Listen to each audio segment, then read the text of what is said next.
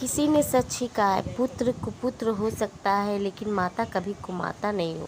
एक गांव में एक औरत रहती है। उसे बहुत ही तपस्या और पूजा पाठ के बाद एक पुत्र प्राप्त होता है।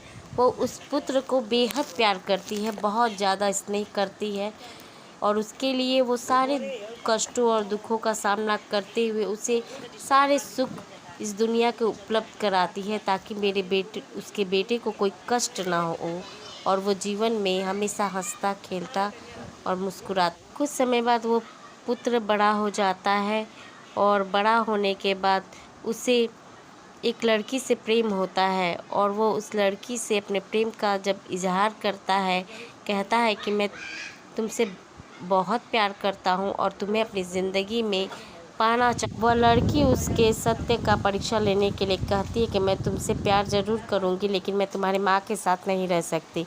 अगर तुम अपने माँ का कलेजा लाकर मेरे हाथ में रख दोगे तो मैं जानूँगी कि तुम मुझसे सच्चा प्रेम करते हो और मैं तुम्हारे साथ ही रहूँगी और तुमसे प्रेम करूँगी।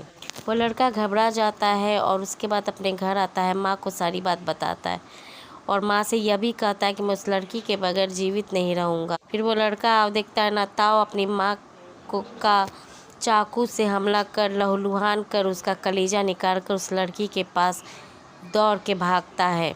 दौड़ते वक्त उसे रास्ते में ठोकर लगती है और वो गिर जाता। जैसे वो गिरता है उसके हाथ में कलेजे से आवाज़ आती है कि बेटा कहीं तुम्हें चोट तो नहीं आई।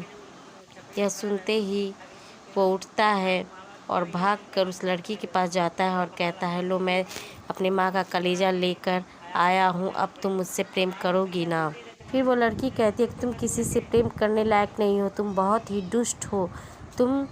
मैंने तो ऐसे ही तुम्हारी परीक्षा लेने के लिए यह बात कही थी, लेकिन जिसने तुम्हें इस धरती पर लाया, यह दुनिया दिखाई, इतना प्रेम किया, जब तुम उस माँ के नहीं हुए तो तुम किसी के नहीं हो सकते। वो लड़की उसे उल्टा धुतकार कर वहाँ से भगा देती है, कहती है कि तुम किसी के प्रेम के लायक नहीं हो। जो अपनी माँ का नहीं हो सकता वो दुनिया में किसी का नहीं हो सकता।